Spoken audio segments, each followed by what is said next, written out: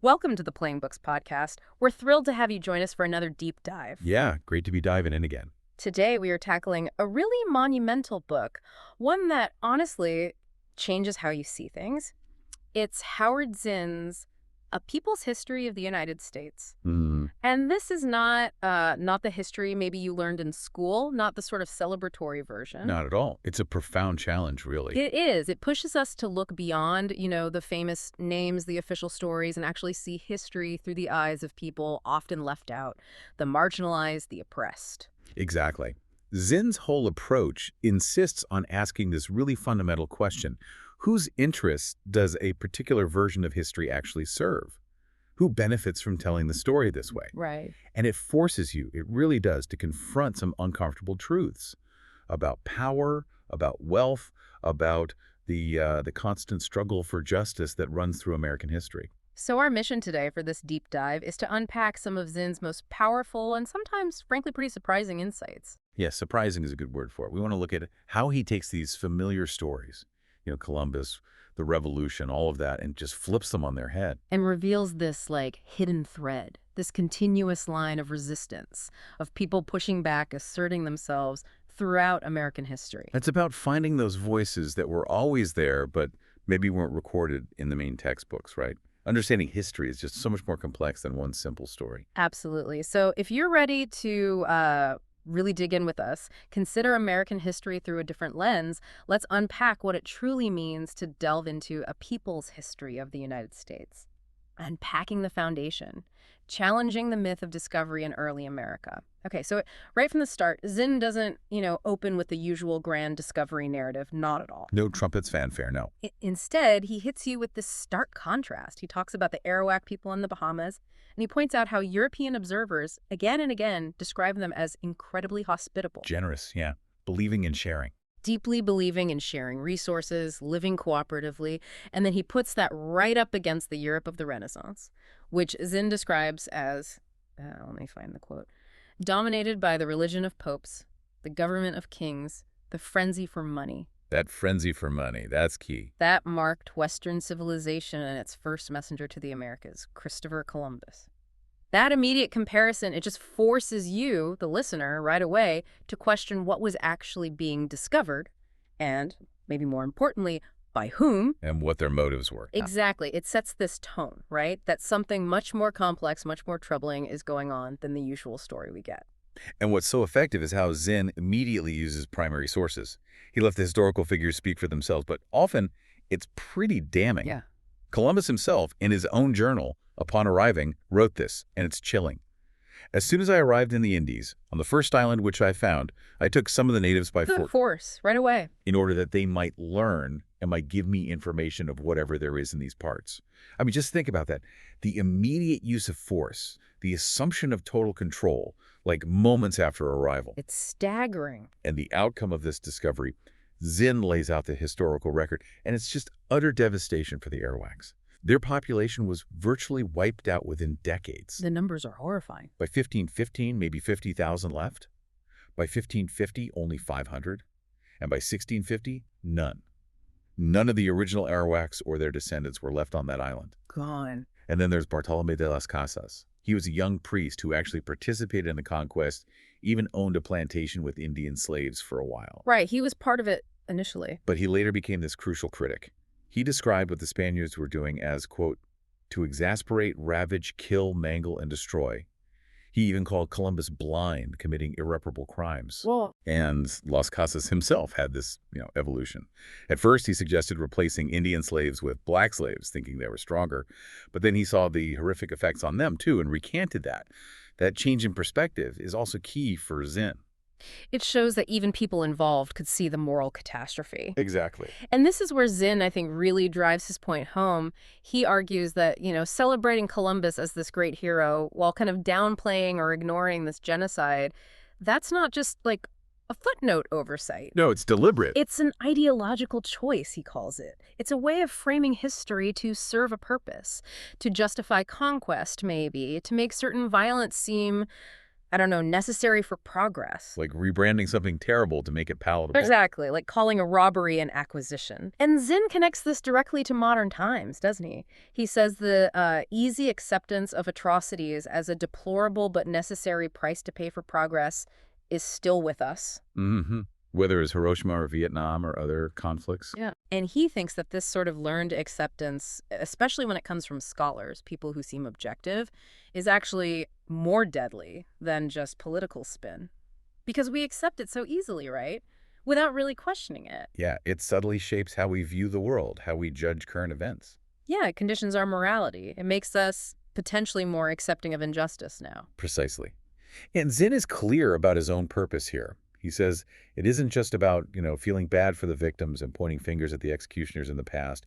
He feels that kind of thing depletes our moral energy for the present. Right, it's not just about assigning blame centuries later. No, he wants to understand the complexities. He acknowledges that even the oppressor is also a victim, Mm. in a way, caught in the same system. Yeah, And that victims, out of desperation, can sometimes turn on each other. it's not black and white. Not at all. His main focus is on cultivating this, like healthy skepticism of power, being skeptical of governments and their attempts to ensnare ordinary people in a giant web of nationhood, pretending to a common interest. That phrase, pretending to a common interest, that's powerful. It is. And his guiding principle, he says, is always to try and listen to the cry of the poor, because that's how you know what justice is. Wow. So that sets this really critical, but also deeply empathetic tone for the whole book. It invites you, the listener, to engage with history not just as facts and dates, but as something that speaks to enduring issues of justice and injustice, and to connect it to today.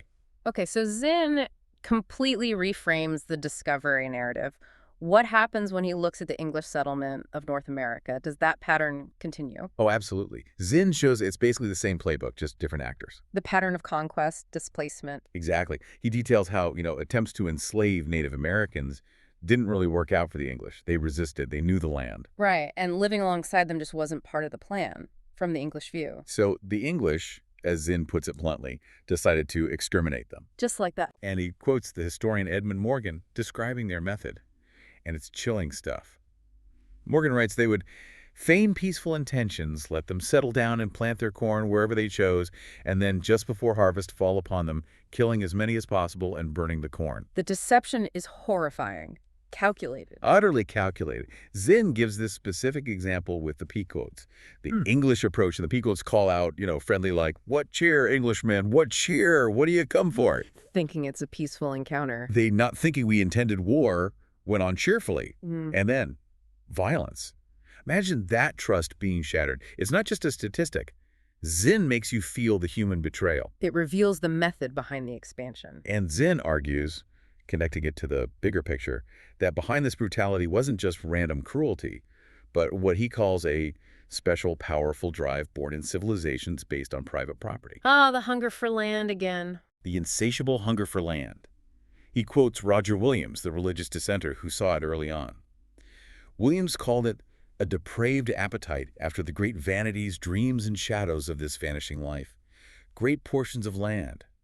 As if men were in as great necessity and danger for want of great portions of land as poor, hungry, thirsty seamen have. Wow, that's quite the image. This is one of the gods of New England, Williams says, which the living and most high eternal will destroy and famish.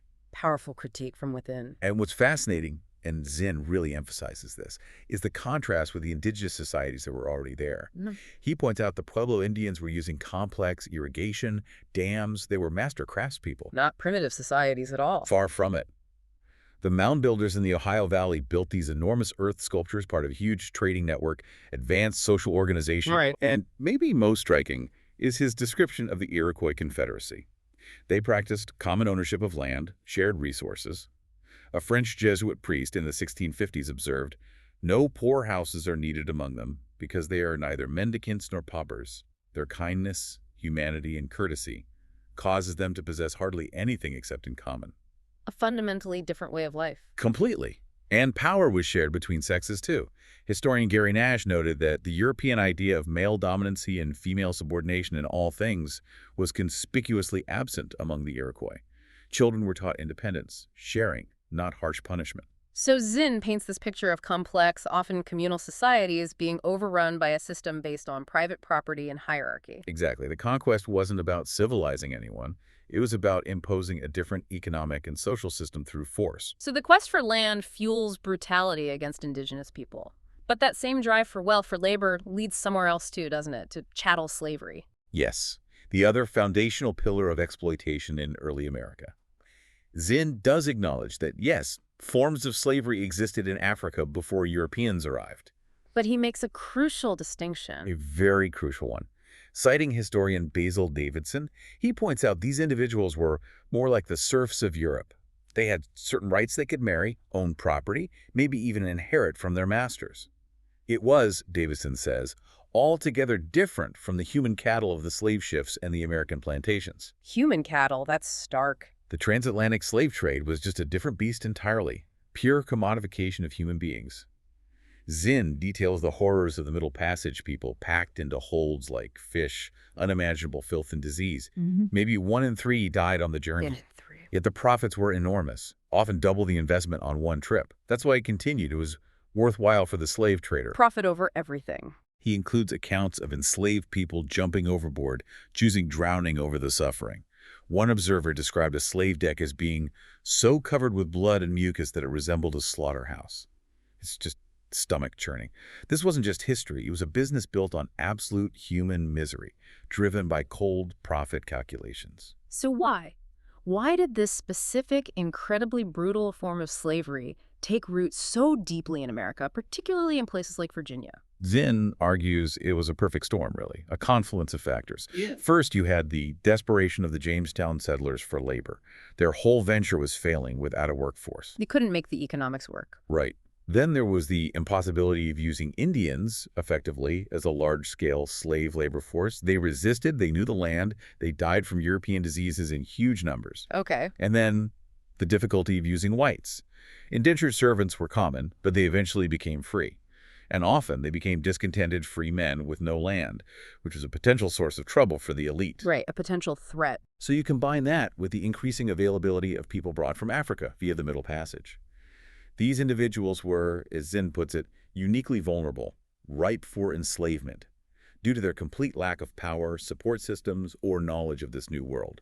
Their psychic and physical helplessness made them easier to control initially. A tragic vulnerability exploited. Exactly. But here's a really critical Zinn insight into how power works. The ruling class, the wealthy planters, they feared something specific. They feared that these free men with disappointed hopes, the poor white ex-servants, might make common cause with slaves of desperate hope. An alliance of the oppressed. That would be dangerous for the elite. Hugely dangerous. So, to prevent that alliance, Zinn argues, deliberate steps were taken. Slave codes were systematically enacted, stripping away rights from black people, making their status permanent and inherited. Creating a clear legal distinction. And at the same time, poor whites were offered specific benefits they didn't have before. Maybe some land, tools, a gun, some status. The ruling class, Zinn says, actively proclaimed that all white men were superior to black. Ah, the creation of racial hierarchy as a control mechanism? Precisely. It was a cynical, calculated strategy. Divide and conquer. Create racial divisions to prevent a unified class struggle against the wealthy. It tells you so much about how power was established and maintained in America, using race not just out of prejudice, but as a tool of control. Wow. So even the foundations of race relations were engineered for control. 2, the illusion of unity, revolution, expansion, and the persistence of power. Yeah, it's a recurring theme. Which brings us to the American Revolution. Right. Another foundational story Zinn takes apart. He really goes after the myth of the revolution, that it was on behalf of a united people. That idea of everyone pulling together for freedom. Yeah. He points out that even someone like Thomas Paine, whose ideas were so influential, his belief in a strong central government representing a common interest, well, that lent itself perfectly to the myth. It smooths over the cracks. And the Declaration of Independence, I mean, the language is soaring, right? It brought the myth to its peak of eloquence. You have all men are created equal. You have unalienable rights, life, liberty, and the pursuit of happiness. It sounds so universal. It does. But Zinn immediately asks us to look closer. Who was included in All men. Not women. Definitely not women. Zinn says that it likely wasn't even a deliberate attempt to make a statement about women. They were just politically invisible, simply overlooked. Ignored. And certainly not Native Americans or enslaved people who were, property in the eyes of many signers. So the universal language wasn't actually universal in practice? Not at all. And Zinn argues the point of highlighting these omissions isn't just to be critical for criticism's sake. It's to try to understand the way in which the Declaration functioned to mobilize certain groups of Americans, ignoring others. Who was it for? Who is it trying to rally? Exactly. And he makes this connection to our time, too, suggesting that this kind of inspirational language is still used to cover up serious conflicts of interest within society and to ignore the exclusion of large groups of people. So it makes you ask, when we celebrate these foundational moments, who really benefited? Whose voices were left out of that story of freedom? It forces that critical reevaluation, definitely, asking who gained power and who didn't. Which leads right into the government that was formed after the revolution. Zinn makes the argument that no new social class came to power through the door of the American Revolution. The faces changed, but the class structure didn't. Pretty much. The guys running the show, the ones engineering the revolt, George Washington, John Hancock, Benjamin Franklin, they were largely members of the colonial ruling class. Wealthy landowners, merchants. They swapped out King George for themselves, essentially. And the Constitution itself, the bedrock document, Zinn argues it reflected this continuity of elite power. He points to James Madison in Federalist #10. A key text defending the Constitution. Right. And Madison is pretty explicit about its purpose. He says it's designed to control factions and keep the peace against things like, and this is a direct quote, a rage for paper money, for an abolition of debts, for an equal division of property, or for any other improper and wicked project. Improper and wicked project, like equality. Exactly. It sounds like a document designed to prevent too much democracy, to protect property and existing hierarchies from popular uprisings. Absolutely. That's Zinn's core argument. The Constitution was, in his view, the work of certain groups trying to maintain their privileges while giving just enough rights and liberties to enough of the people to ensure popular support. A balancing act. Give enough to keep people relatively quiet, but not enough to threaten the status quo. Precisely. And look at the compromises made. The infamous one allowing the slave trade to continue for 20 years. That was a deal, right? Between slaveholding interests of the South and moneyed interests of the North. The South got protection for slavery, the North got federal control over commerce. A chillingly pragmatic bargain built into the foundation. It really is. Zinn leans heavily on the historian Charles Beard here, stressing that governments are not neutral. Their constitutions, their laws, they serve specific interests, usually dominant economic interests.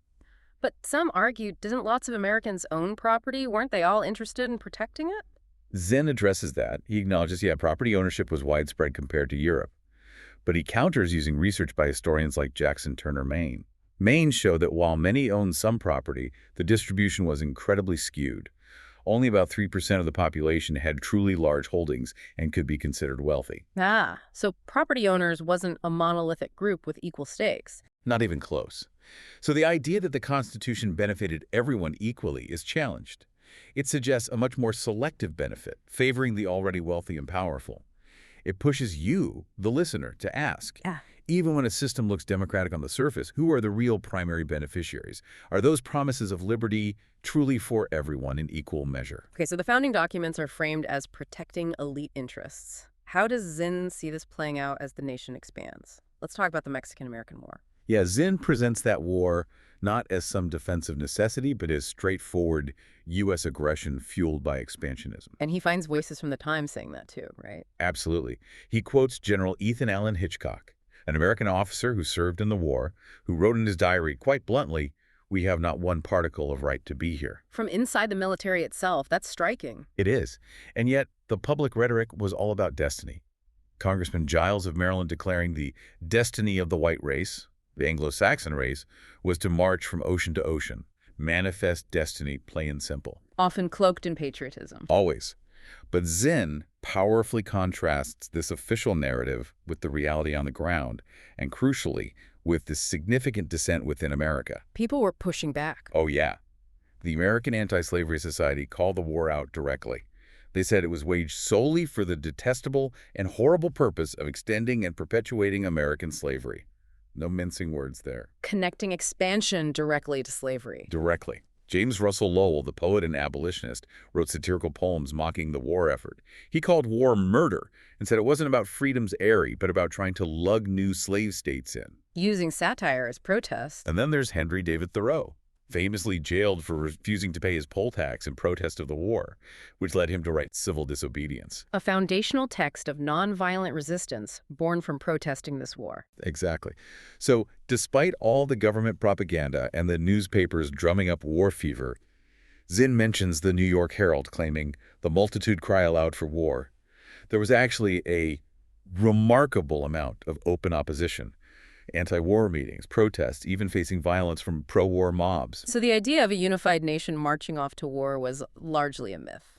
Zinn argues forcefully that it was. It shows how often dissent and deep moral objections exist, even when the official story is one of unity. It makes you wonder how often that happens, doesn't it? It does, and this pattern, this expansion driven by economic and, well, imperial ambitions. It didn't stop there, did it? Not at all. Zinn points to the State Department list compiled later, showing 103 U.S. military interventions in other countries just between 1798 and 1895. 103. Wow. Often explicitly to protect American interests, like in Hawaii in 1893, where the U.S. military helped overthrow the Queen to install a provisional government favored by American sugar planters, which led straight to annexation. Economic interests driving intervention. Consistently. And the Spanish-American War, often sold as liberating Cuba from Spain. Zinn argues it was heavily pushed by powerful business interests. Money talks. Big time. Bankers like Russell Sage, industrialists like J.P. Morgan, they wanted the Cuban question solved quickly. They saw one shock and then an end, meaning war, as better for business than ongoing instability. It reveals a cold economic calculation behind the calls for war, not just humanitarianism. And Zinn highlights the human cost, the things that don't make the headlines. Yes, and the selective outrage. He draws this stark contrast. The whole nation gets fired up about the USS Maine exploding in Havana Harbor that becomes the justification for war. Remember the Maine. Right. But just months earlier, back in Pennsylvania, 19 striking coal miners, mostly immigrants, were shot and killed by a sheriff's posse. The Latimer Massacre. Most shot in the back. Near silence. No national outcry, no calls for intervention. It shows whose lives mattered more in the national narrative. A warship, national crisis, working immigrants, barely a blip. That's a powerful contrast. And after the Spanish-American War, what happened in Cuba? American corporations united fruit. American tobacco rushed in. By 1901, Zinn notes, at least 80% of the export of Cuba's minerals were in American hands, mostly controlled by Bethlehem Steel. So liberation looked a lot like economic takeover. And political control, too. The Platt Amendment forced into the Cuban Constitution allowed the U.S. to intervene anytime it wanted. Many Cubans and American anti-imperialists saw it as a complete betrayal, basically imposing colonial vassalage. So Zinn forces us to ask, when we talk about victory or progress, whose version are we hearing? Whose suffering is being ignored? Exactly. Look beyond the official story, question the motives, see who benefits and who pays the price. That's the challenge. 3. The enduring fight for justice, labor, civil rights, and anti-war movements. Okay, let's shift focus a bit, move into the era of industrialization. Zinn paints a really brutal picture of life for working people then. Yeah, it's harrowing stuff. The conditions were just beyond belief sometimes. Yeah. He talks about children, literal children, as young as 4, working 80 hours a week. 80 hours, including weekends. Can you even imagine a 4-year-old? And the signs in factories, if you don't come in on Sunday, you need not come in on Monday. Basically, work or be fired. No safety net, no recourse. And then the Triangle Shirtwaist Factory fire in 1911. Such a notorious tragedy. A horrific example of what happens when profit comes before safety. Zinn recounts how the doors were locked, a common practice apparently, to keep workers in and union organizers out. So when the fire broke out, They were trapped. Young women, mostly immigrants, burned to death at their work tables or jumped from the windows, down elevator shafts. Just horrific deaths. and Zinn presents it not as some random accident, but as a direct result of the system. The relentless drive for profit at the expense of human life. Yeah. And meanwhile, the legal system often seemed stacked against workers, too. Definitely. Zinn cites historian Morton Horwitz, who argued that the law itself was increasingly interpreted to suit the capitalist development of the country. Property rights consistently trumped worker safety or rights. But people didn't just take it, did they? Zinn highlights the resistance. Absolutely. That's central to his whole book, the constant pushback from ordinary people, even facing terrible odds. He talks about women textile workers who made up like 80–90% of the workforce in some mills. Earning pennies for incredibly long hours. Pennies, maybe 25 cents a day for 12, 16 hours of work. Yet they led some of the earliest strikes. In Lowell, Massachusetts, there's this amazing account of a young woman who gets up on the town pump during a strike Wow. and gives what a newspaper called a flaming Mary Wollstonecraft speech on the rights of women and the iniquities of the moneyed aristocracy. Connecting women's rights directly to labor rights way back then. Powerful stuff. And then the massive strikes, like the Great Railroad Strike of 1877. It wasn't organized by the official unions. They actually disavowed it. It was spontaneous. Just an explosion of frustration. Exactly. Against wage cuts. And it spread like wildfire across the country, paralyzing railroads. It showed the immense power labor could have, even unorganized. But the government response was usually suppression, right? Overwhelmingly. Zinn details it again and again, using troops to break strikes. Against Coxey's army of unemployed workers marching on Washington in 1894. Against the National Railroad strike later that same year, the Pullman strike. Federal troops sent in. So the state consistently sided with capital against labor. That's the pattern Zinn reveals. The government wasn't a neutral arbiter. It actively helped suppress labor movements to protect business interests. And this struggle wasn't just in the cities, in the factories. What about farmers? No, Zinn shows it was happening in the countryside too. Farmers were getting squeezed hard, prices for their crops were falling, but the costs charged by railroads for transport and by bankers for loans were sky high, often monopolistic. Trapped in debt. Exactly. So they organized. Movements like the Populists emerged, demanding reforms.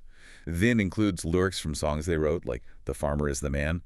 One line goes, "The farmer lives on credit till the fall. With the interest rate so high, it's a wonder he don't die." Captures that desperation, a shared sense of being exploited, urban and rural. Yes.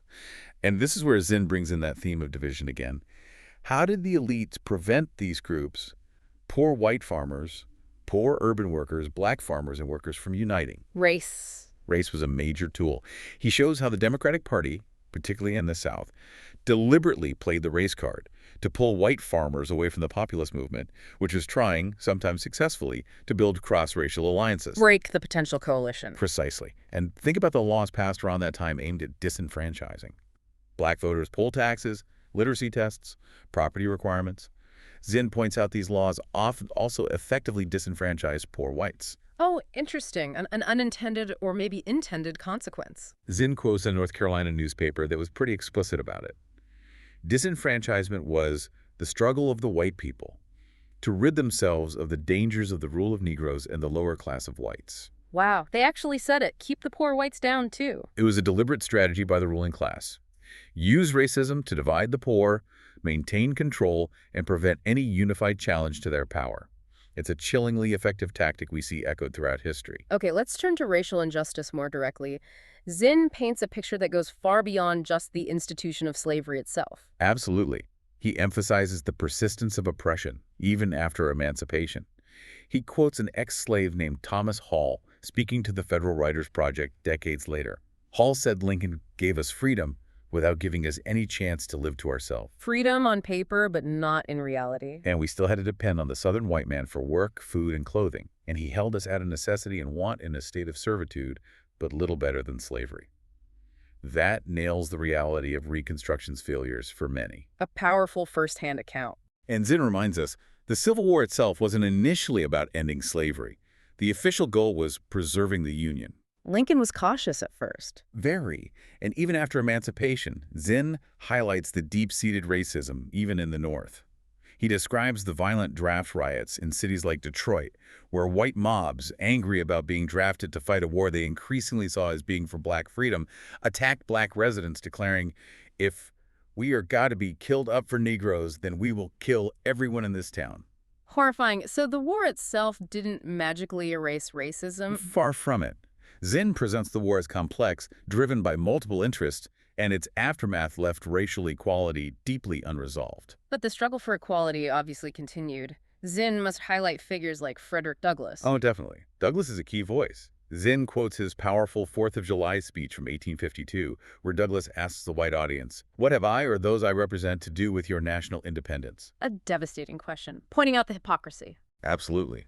And Zinn emphasizes how black leaders recognized they had to fight for themselves, founding their own newspapers, like Douglas's North Star, declaring, "It is emphatically our battle. No one else can fight it for us." Self-determination. Yes, and this spirit carries right through into the civil rights movement of the 20th century. Zinn details the courage of the Greensboro sit-ins, the freedom rides facing horrific violence beatings, buses firebombed, Incredible bravery. and he makes a point of noting the federal government's, well, inaction or worse. Yeah. FBI agents often just watched, took notes, did nothing, while activists were being brutalized. Complicity through inaction. Chilling. It shows the limits of federal protection. He even tells the story of Angelo Herndon, a 19-year-old black communist organizer in Georgia in the 1930s, Yeah. arrested just for organizing unemployed people, black and white, for rent relief. For organizing the poor. Yes, and interrogated about his beliefs in racial equality and workers controlling industry. His trial became this symbol of the state actively suppressing any challenge to the racial and economic hierarchy. So the fight was against prejudice, but also against the structures of power. Exactly. Which brings us to another group Zen focuses on. Women, whom he calls the intimately oppressed. Intimately oppressed. That's a striking phrase. Because their oppression often happened within the home. Right, making it harder to organize against sometimes. He looks back at colonial court records full of women charged with bastardy, having children out of wedlock, while the fathers, usually untouched by the law, The double standard. blatant. He mentions Benjamin Franklin's satirical speech of Polly Baker, a fictional woman prosecuted for the 5th time for having illegitimate children. She asks, "Abstracted from the law, I cannot conceive what the nature of my offense is. I have brought 5 fine children into the world, maintained them well by my own industry." That just perfectly exposed the hypocrisy. Using fiction to make a powerful point. And the prevailing ideology was crystal clear.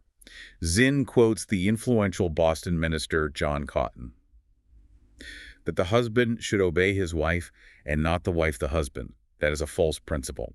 For God hath put another law upon women.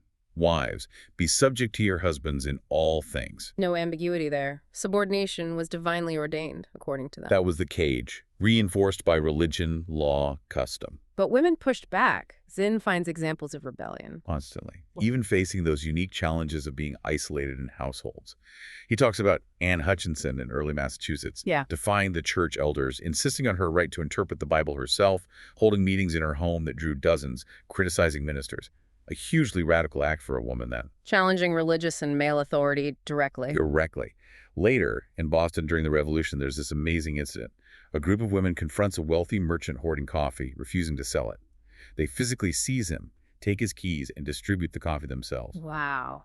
Direct action. While Zinn notes, a large concourse of men stood amazed, silent spectators. Women taking charge against economic exploitation and male authority. Incredible. And the industrial era. New exploitation in factories, but also new resistance. Those Lowell Mill girls striking. The one giving the flaming Mary Wollstonecraft speech. Right. Connecting labor and women's rights.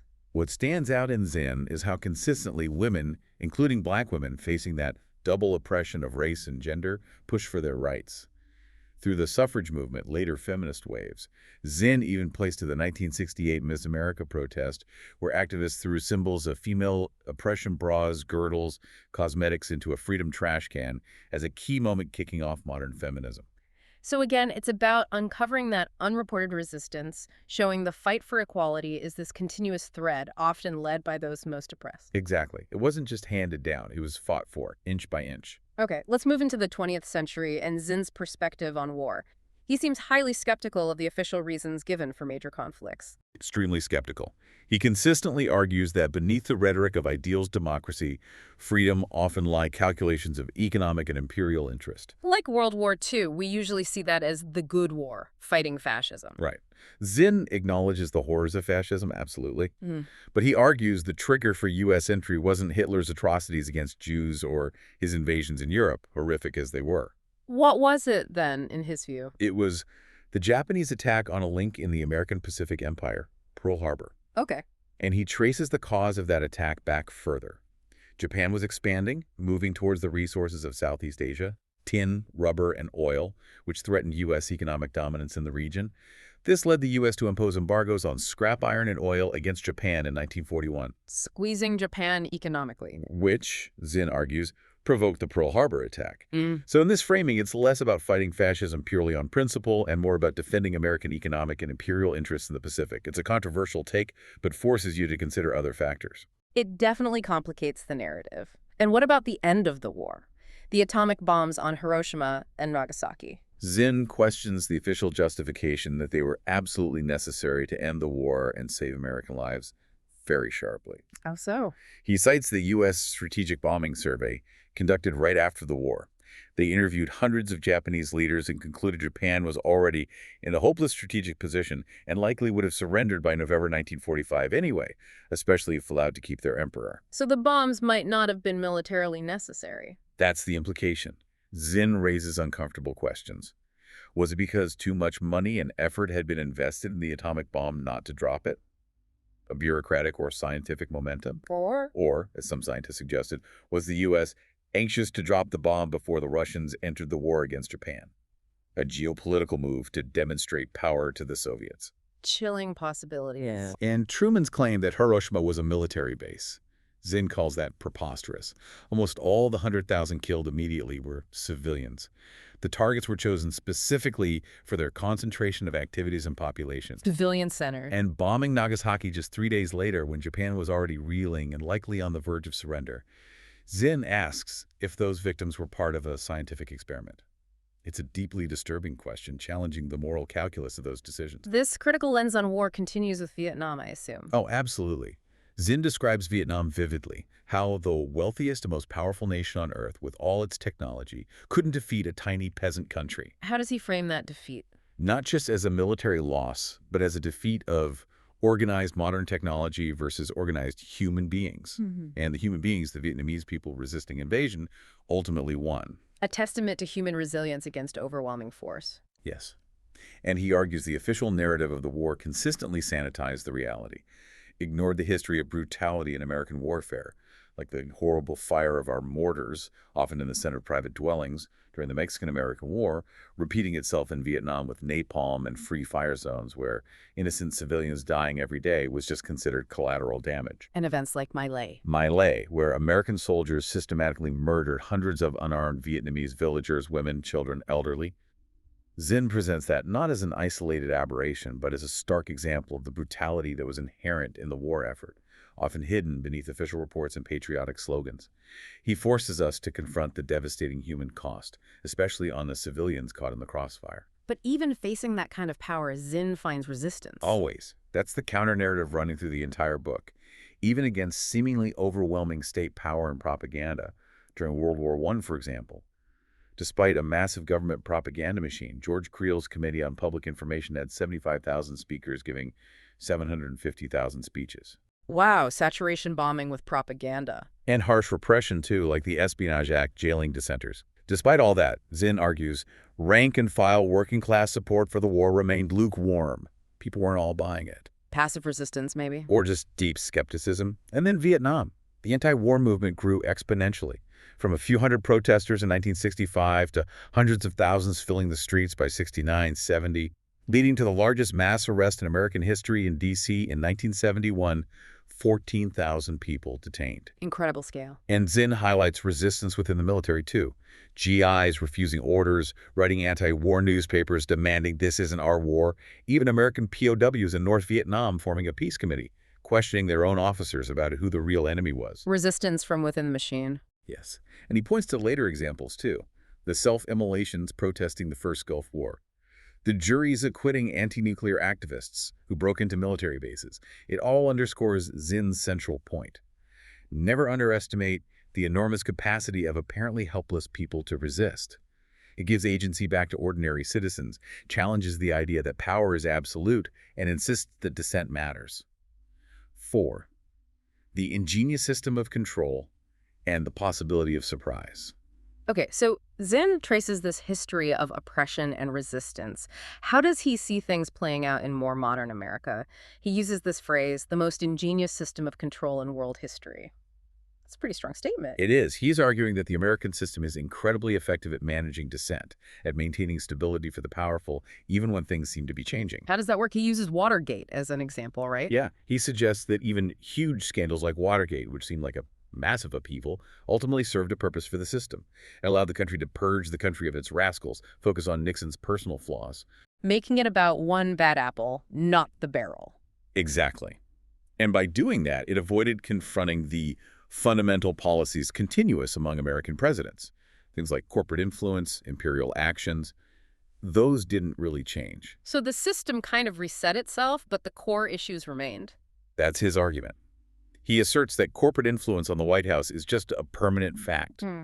He cites executives basically admitting, for $50,000 you get to talk to the president, and how corporations cleverly donate to both political parties, Hedging their bets. ensuring they have friends in the administration no matter who wins. It illustrates a deep structural level of control that often operates beneath the surface of partisan politics. Which leads to his idea of a bipartisan consensus. Right. The idea that on the really big issues, fundamental economic policy, foreign policy, there's often not that much difference between Democrats and Republicans in power. Both tend to serve the interests of the wealthy and powerful. Can you give some examples he uses? Sure. He points to the Carter-Reagan-Bush era. Regardless of who was president, tax reforms consistently benefited the wealthy. The net worth of the Forbes 400 richest Americans tripled during the 80s, while social programs for the poor were cut back dramatically. So wealth flowed upwards under both parties. That's the trend he highlights. And foreign policy. Continued focus on protecting corporate interests, military intervention, supporting the Contras in Nicaragua who were committing atrocities. The invasion of Grenada, which the Wall Street Journal later admitted was followed by an invasion of banks, turning it into a haven for financial fraud. Even after the Cold War ended, the military budget stayed huge. Zinn quotes generals practically complaining they were running out of demons to justify it. This suggests to Zinn that U.S. foreign policy was never just about the Soviet threat. It was always about maintaining global dominance and fearing popular revolutions anywhere. So this bipartisan consensus keeps the ship sailing in the same direction, regardless of the captain. That's the core idea. It channels political energy into choices that don't fundamentally challenge the existing order. Which connects to how he sees voting, right? He seems a bit skeptical about its power to bring real change. He is. He suggests that often voting offers a choice between two different parties Yeah. that are fundamentally quite similar on core issues. He calls this choice, even if one party is a slightly more democratic one, potentially an ingenious mode of control, How so? because it gives the appearance of choice and channels discontent into the established system, making real challenges from outside seem unnecessary or illegitimate. It helps banish political disorder. And he points out that election victories are often based on pretty small percentages of the eligible voters. Yeah, he uses the example of George H.W. Bush's win in 1988. Bush got 54% of the vote, which sounds like a clear majority. But turnout was low, so that 54% actually represented only 27% of eligible voters. So less than a third of the potential electorate actually voted for the winner. Right. Yet leaders can claim a mandate that the people have spoken, when in reality, Zinn notes, even more seem to want neither candidate or just didn't participate. It creates this illusion of consensus that might mask widespread apathy or alienation. It definitely makes you reconsider what a mandate really means. And what's fascinating is how Zinn contrasts this political maneuvering with actual public opinion on certain issues. Pro-welfare. Exactly. Welfare became this really hated word in politics, right? Used to attack social programs. But Zinn cites a New York Times CBS poll from 1992 that found 64% of Americans believe the government should help the poor. So people supported helping the poor, just not under the label welfare. Precisely. It shows a disconnect between the political rhetoric, often amplified by the media, and what a lot of ordinary people actually felt. The label was demonized, even if the underlying sentiment was supportive. And this disconnect points to what Zinn calls unreported resistance. Yes.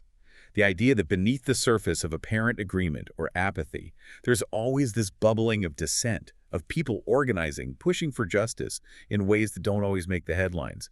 He highlights grassroots movements, like Ann Braden's work in the South, helping communities fight toxic waste, or Native Americans fighting polluters, or groups like Food Not Bombs, distributing food directly to the needy, often getting arrested for it. Small acts of defiance, community organizing. These are the quiet, persistent forms of resistance that show a deep desire for change, even if the mainstream political system ignores or suppresses them. So even with this sophisticated system of control, Zinn doesn't see people as just passively accepting it. The resistance continues. Absolutely not. He insists that the bubbling of change under the surface of obedience is always there. He points to the persistence of the women's movement, constantly fighting backlash but still pushing for equality. Still relevant today. Absolutely.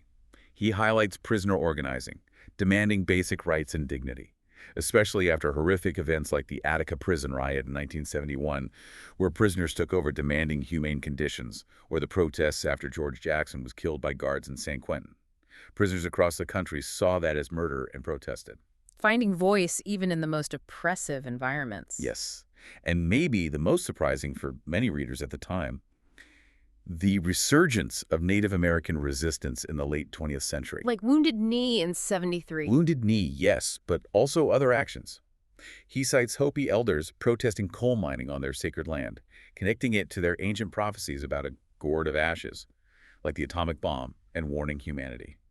Or the Pitt River Indians in California, occupying land they said was theirs, challenging the government to produce a treaty proving otherwise, which it couldn't. Powerful acts of reclaiming history and land. This ongoing resistance, even when seemingly small or ignored, is Zinn's constant counterpoint to the narrative of elite control. So this brings us to his overall view of history, his challenge to the traditional way it's written. Right. He fundamentally rejects the simple narrative of America as this story of unbroken, ineluctable progress of freedom and equality. He sees that as deeply flawed, ignoring too much conflict and injustice. His goal wasn't just to tell a different story, but to achieve something specific with it. Yes. He explicitly stated his goal in writing A People's History was to awaken a greater consciousness of class conflict, racial injustice, sexual inequality, and national arrogance, to fill in the serious omissions he saw in standard histories. And he was open about his own perspective, his own potential omissions too, wasn't he? He was. He admitted in later editions that he hadn't initially paid enough attention to Latina history or the struggles for gay and lesbian rights. He saw history as constantly evolving, never complete, always needing new voices and perspectives. He essentially invites you, the reader, the listener, to be part of that ongoing process of uncovering hidden histories and challenging dominant narratives. It's a very active view of history. And near the end, he poses this really challenging question about the idea of national interest, especially when it comes to war. Yeah, that's a gut punch, that section. He asks, can there truly be a national interest when decisions made in its name lead to the killing and crippling of huge numbers of others, here and abroad? Pushing beyond national boundaries. He asks us to try, at least in our minds, to wipe out those boundaries and think of all children everywhere as our own. Because, he says, wars, especially in our time, are always wars against children, indeed our children. Wow. That's a profound call for empathy, a radical reframing of responsibility. It completely challenges the tribalism inherent in nationalism. And it connects right back to the beginning, doesn't it? Yeah. Whose story gets told, whose suffering counts. It does. Zinn reminds us, history isn't just facts. It's about whose story is centered and why that matters. His famous line, "The cry of the poor is not always just, but if you don't listen to it, you will never know what justice is.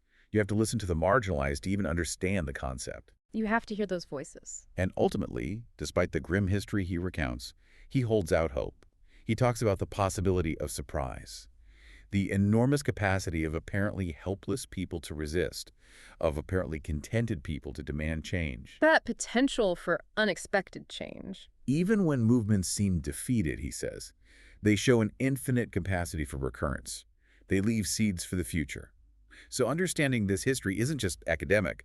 Zinn believes it's crucial for understanding today's struggles, for challenging that ingenious system of control, and for holding on to the hope that a more just future is possible.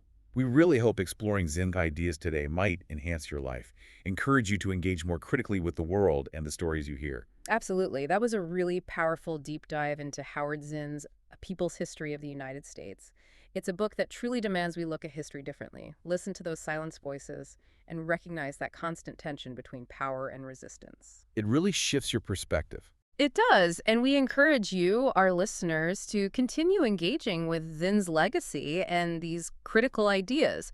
Look up discussions about his work online, on social media. There's a lot out there. Connect with others who are grappling with these same vital questions. Definitely. We've only scratched the surface today, of course. It's a huge book packed with detail. But hopefully, this has given you a fresh lens on American history and maybe encouraged you to explore more of Zinn's insights yourself. Yeah, if you haven't read it, we highly recommend you grab a copy, purchase A People's History of the United States, dive in. It's one of those books that stays with you. It will challenge you, maybe anger you sometimes, but ultimately, it can really enhance your understanding of how we got here and where we might go. Well said.